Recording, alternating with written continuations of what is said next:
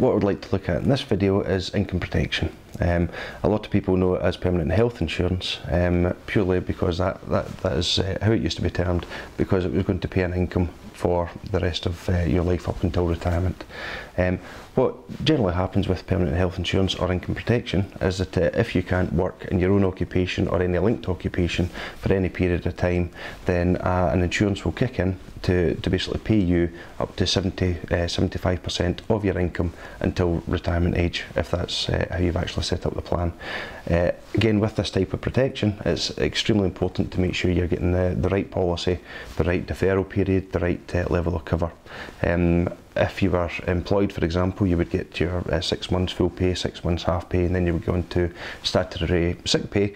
However, as a small business owner, you're generally self-employed, sole trader, partnership, and the luxury of being able to have that from an employer is not available to you. So therefore, you have to look at potentially a smaller deferred period, unless you have money in the bank, a smaller deferred period of say 3, 4, 5 weeks, so that you know financially after that period of time you're not going to suffer for the long term.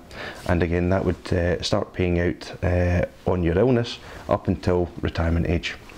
That can also be supplemented through any income support or any benefits that you can receive from the state, which means that financially you should be in a pretty reasonable position.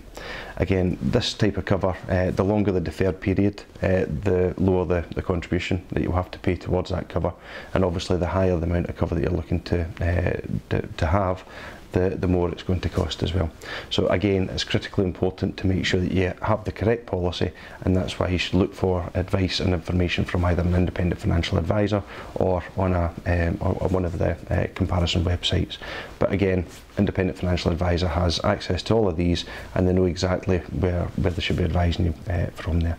So it's very, very important to make sure that you have that level of cover in place should you become ill, and make sure that you don't have to sort of rush back to work again in that circumstance.